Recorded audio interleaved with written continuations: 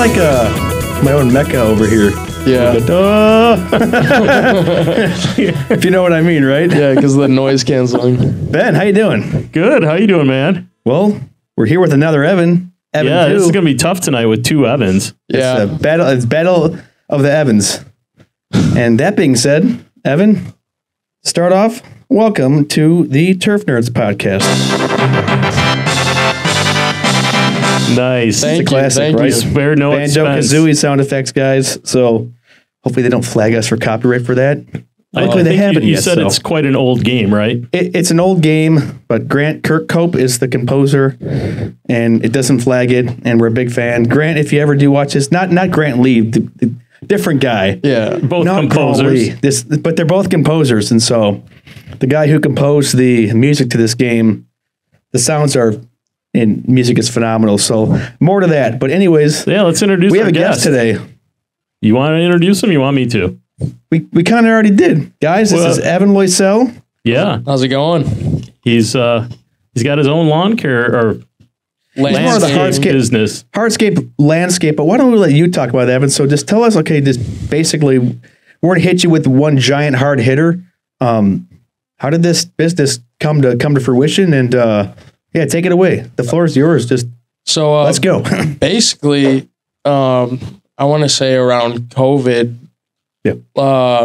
me and my buddy were just like trying to figure out ways that we could make money. My friend Noah, and his dad works with this guy that needed landscaping work Sure. done. And it was like around 10, 12 yards of mulch, and we had to weed it before, Oh goodness, but it took us. weeding's a pain. Yeah. And it was a lot. This guy's house is quite big. Lives on a lot of land, like 20, 30 acres, but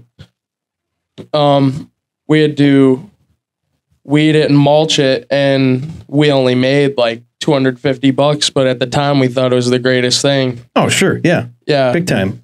Like even like starting out in my young days, like yourself, like you thought 250 was like the biggest thing ever, Yeah, right? exactly. But it took you a long time, right? Was it was like one Two day full work days or of two, work, two days? full Okay. days of working in the hot sun, and it was horrible. But you know, when the money got in my hand, I felt great. So we decided just to keep on going with it, finding any ways that we can get clients and work.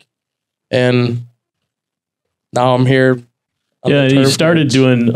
doing mainly a lot of weeding, right? Yeah, To start out, because that's easy jobs. easy, but nobody wants Weeding's to do tough, it for though. themselves. Exactly. So how did you get the business? How did you get clients? So first of all, we got like business through referrals from like family and friends, like Facebook posts or Word of like mouth is the best form of free advertisement, right? So, what? oh yeah, word of mouth. Oh yeah, Yeah. yeah, like big time. So Yeah, so that's how we first started. And then there's this app called the Nextdoor app that we use. Yeah. yep, And we posted like an advertisement basically on it. And that's great because if you do good work, neighbors will talk about you on that app. So exactly. would this be like end of junior year then? Because you said like when COVID started. So like Yeah, like end of junior year, going into senior year for me.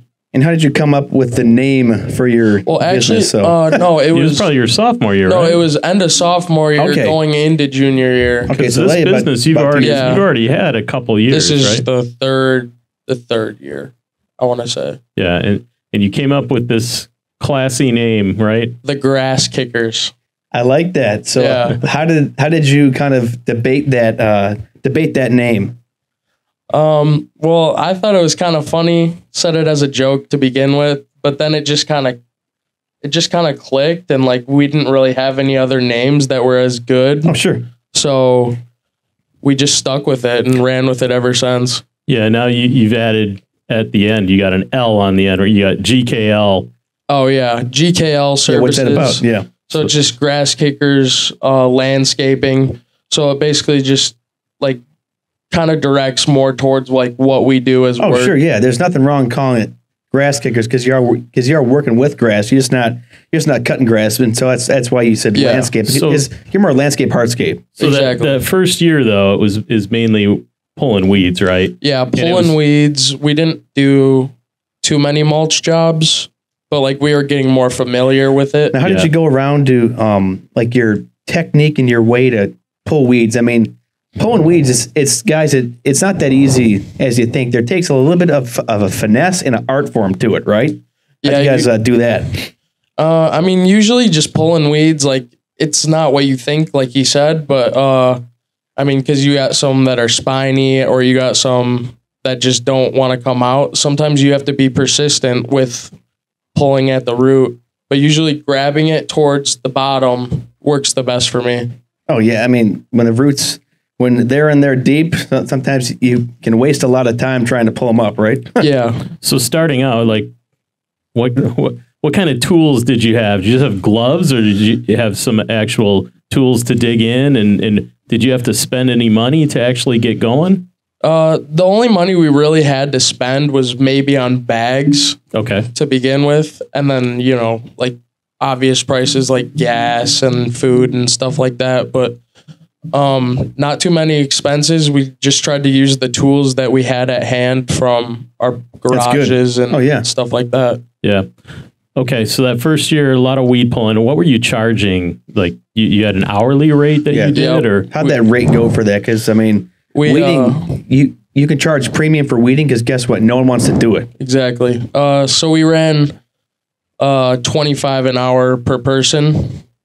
So however many people. That's good. Oh, that's a very good rate. Man, if I got paid $25 an hour when I was 17, 18, still in high school, because I didn't start my lawn care business until like after high school or my senior year. So man, and then you're also kind of popular there at high school. Hey guys, so because Evan plays football and he's got some notoriety there at school, he had no problem actually finding laborers.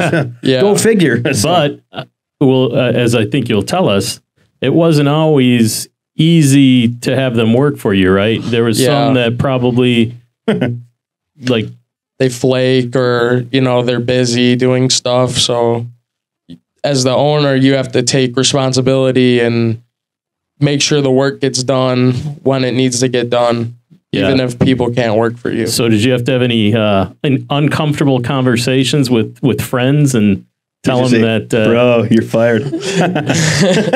Yeah, there was this one.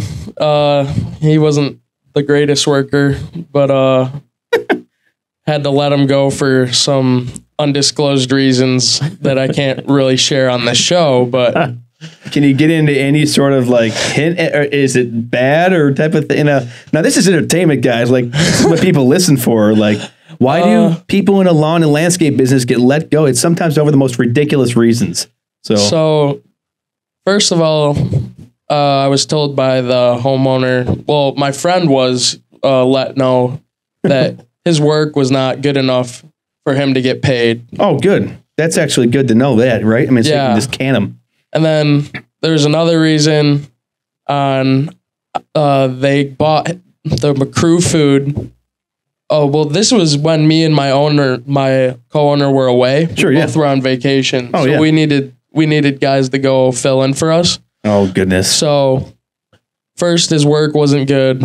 Second, they got him food, and he made them go back and get him chips and a drink. You know what he gets for that? Just, I mean, he just, that's not very good, but he just gets a giant boo. I mean, sorry, guys. That'll go for a while. Really, he made the...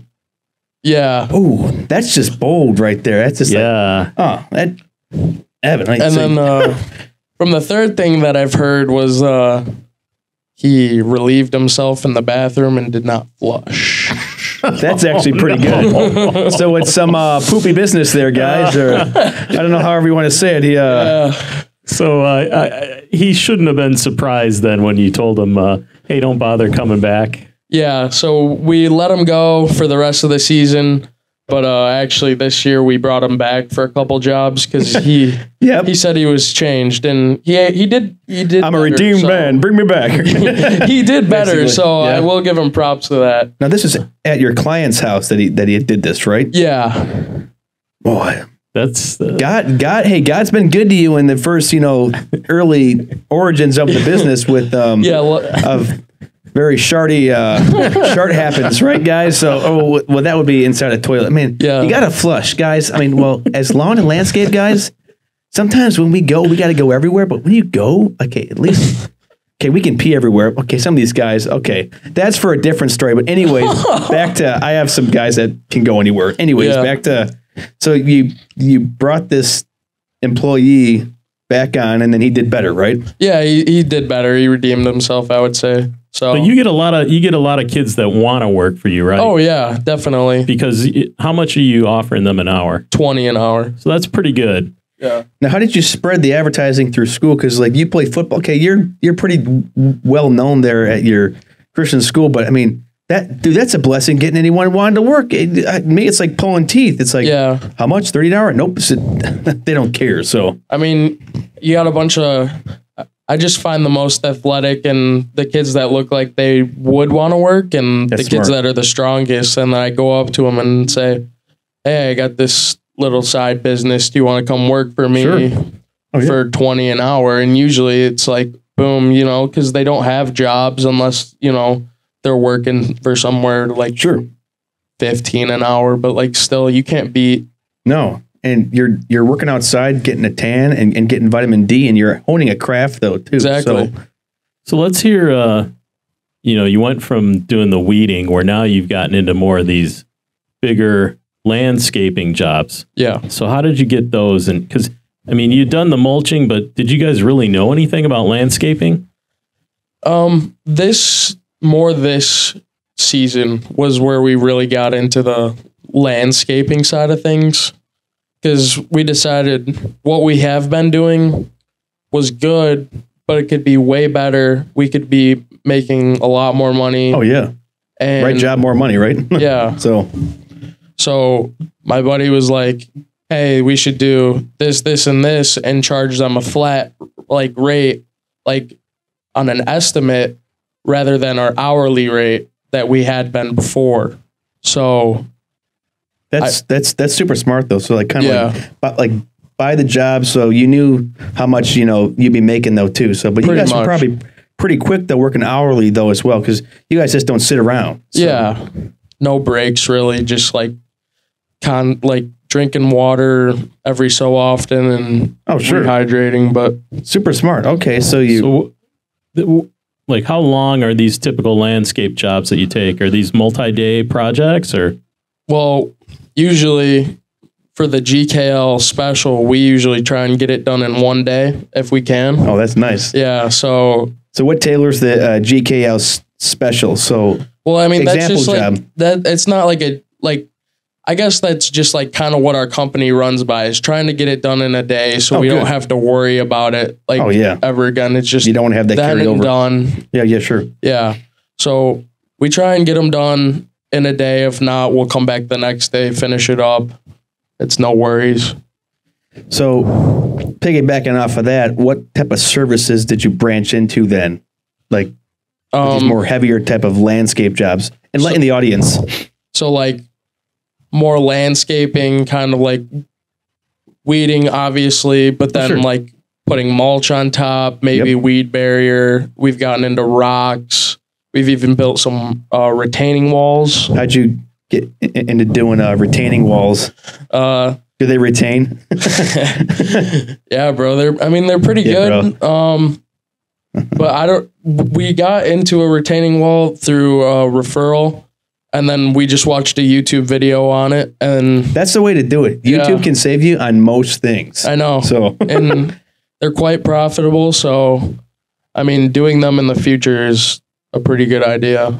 Have you had any jobs though where you guys might have quoted something and then whoa, we really underquoted this? We'll learn for next time. Yeah, I did have a job. Did you guys have your bro moment? Bro, we underquoted this, and then you're sitting there like that, right? Big time. So, yeah, there definitely was this one job where we were working on a beach, and I thought it was not going to take as long. Well, we had 4 people working on that job, including myself. And I thought it wasn't going to take this long. We had to weed and then install this weed barrier and edge around this weeded part of the beach. Uh-oh. And then inside of that area, we were dumping new rocks. so they wouldn't have to worry about the weeds or anything anymore. So what I underestimated was, I guess, the workload and how long everything was going to take, because bringing those rocks down like a 45-degree slope Sure. with a wheelbarrow is no joke. So did you have this song in your head kind of playing while you're trying to do that? Gotta let this play here for like a little bit, guys. But it was quite challenging though, right? Yeah, definitely. This is perfect music for doing something like that. Isn't it? Well, sometimes it's like with me though too, like cutting grass and you're at a 14 house stop and you just get done mowing everything and it's like, oh crap, time to whip. Let's cue up conga's tree music. Da da da da da da da da da da da da da da. Anyways, okay. Back to this job though, Evan. So when did you realize that you're like, oh no? Probably the first time going down that hill. Yeah, because I was already so tired from hoeing out the beach to get the weeds out. Like my forearms and my hands were all just busted up. And what do you mean by beach here? Because we're in Michigan. Like where was it? Is it like a condo place or? Like it was a house in Stonewater. Okay, sure. Yeah. Huge house. You know. Did they actually have sand? So they had sand. So what made it tough was that there was boulders. That's a nice boulder. Right next to the grass, the edge of the grass.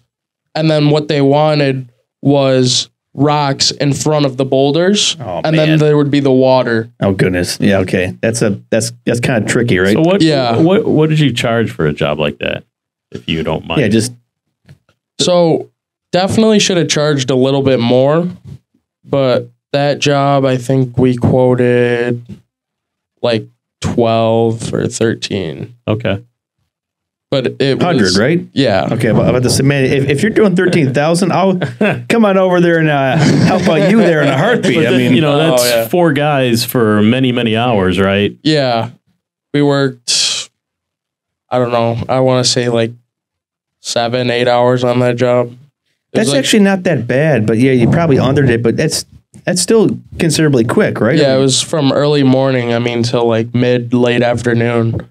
But like by the time I got home, I just didn't want to move for the rest of the day. I understand that. I did a 9-yard mulch job by myself back in end of April, and I did it in like, oh man, I can move at about 2 yards an hour. It took me a while. I just got home and just went skydived to bed and just went to bed. So yeah. I totally feel that. So. One job we had this season, it was like 20 some yards of mulch, and we had 4 or 5 guys and banged it out in 4 hours. Oh yeah, that's actually pretty quick. Now, how's your equipment arsenal looking for grass kickers? So basically at the start of this year, we didn't have much, because coming from last year, we didn't have the equipment that we have this year. So, because we were only just like weeding, basically starting into mulch last year. Oh, yeah. So what we did was we grew our equipment so much, like we have so much inventory now. Oh, good. But we took the cost of, we basically implemented the tool cost into the cost of the project. It's perfect. Yep. So they're paying for it, right? Basically. Pretty much. Oh, yeah. We know that one. So that made it easy when buying the new tools. Say like this job needed mulch, we'll buy a pitchfork and then pitchforks are great for mulching. Yeah, saves the bag. Saves your big time. Yeah, and it can hold a lot of mulch though too. Mm-hmm. Guys, if you mulch, it's what Evan said, not me, the other Evan.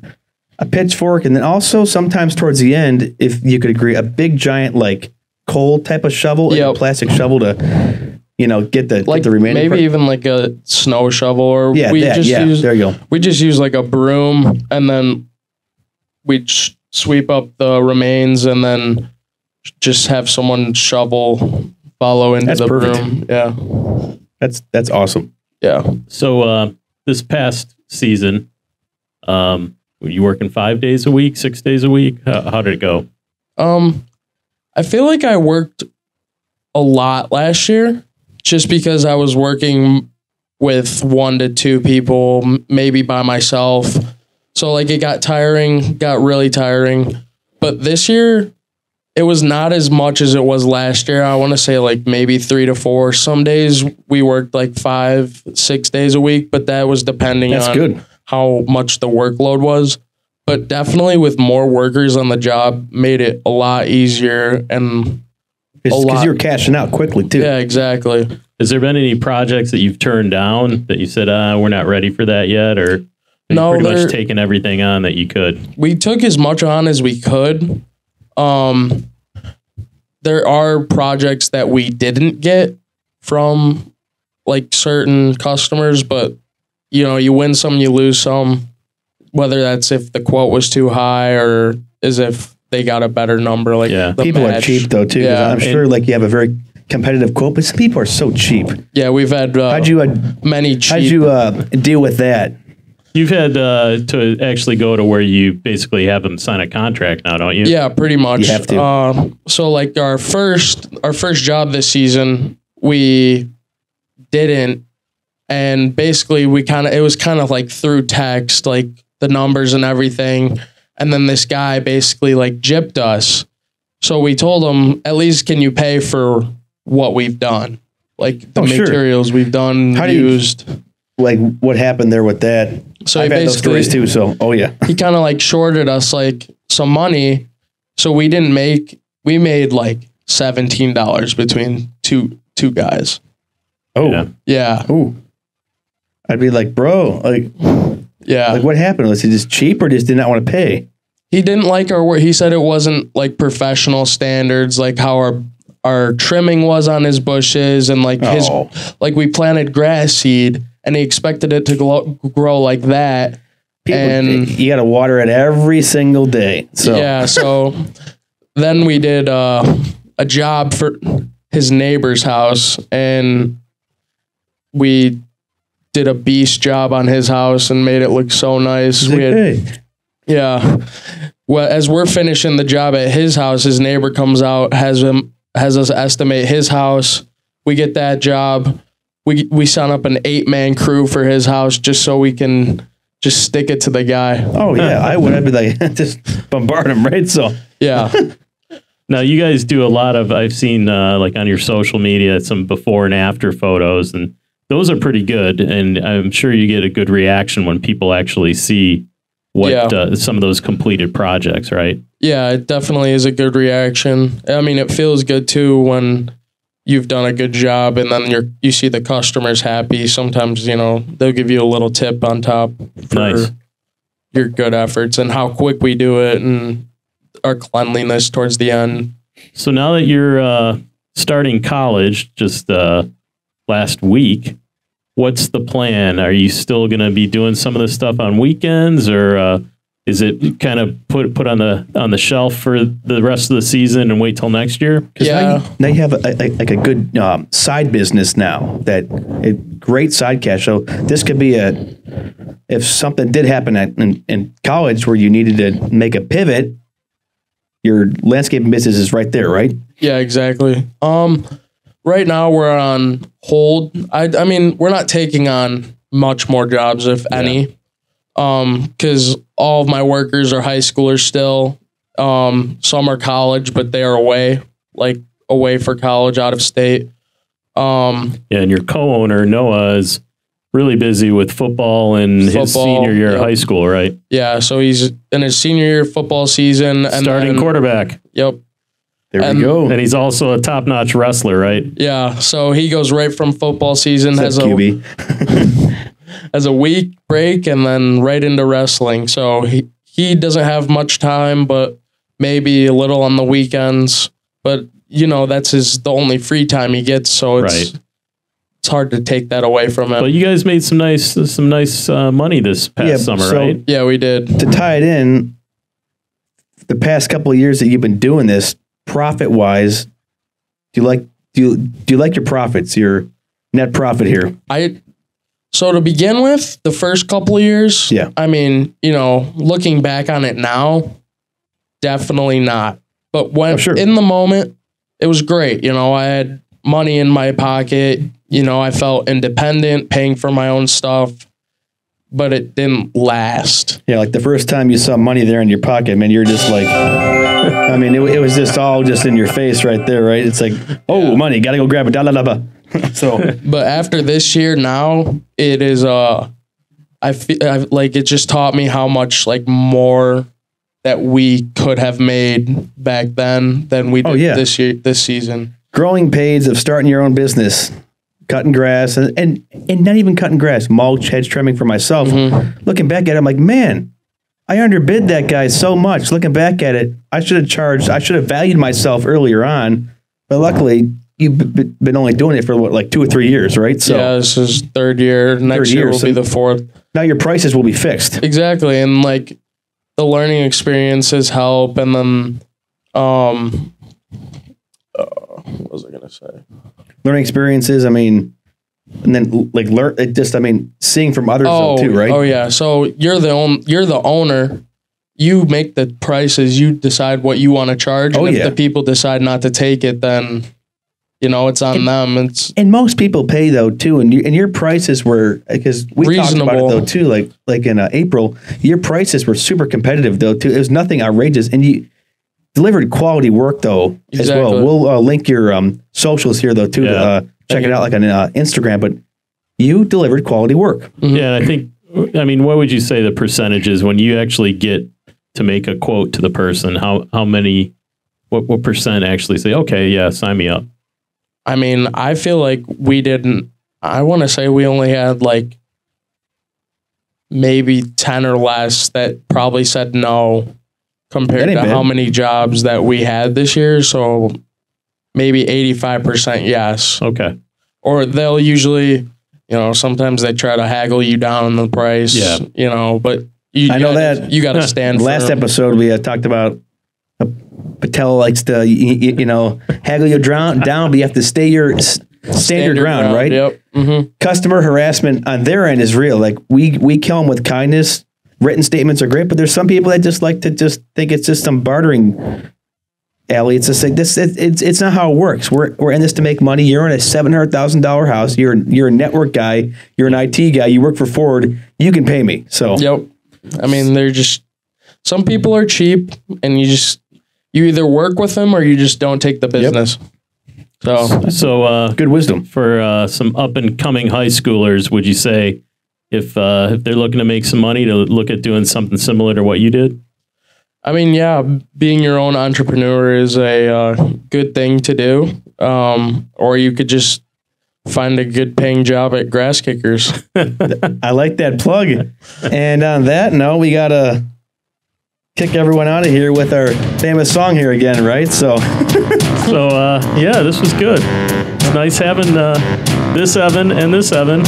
Evan on here, guys. We've been talking about you for a while. It's nice to finally get you. It was nice to be on live. Yep. We kind of hyped him up like Uncle Greg. Hey, we should do an episode with Evan and Greg. Well, it's that, you know, each end of the spectrum. Uncle Greg, almost 60 years old. Evan here just turned 18. Yep. But both successful businesses. Yeah, big time. There you go. Evan, thanks for coming on. Hey, thanks for having me. Guys, all right, guys. Subscribe to The Vibe. We'll see you next week.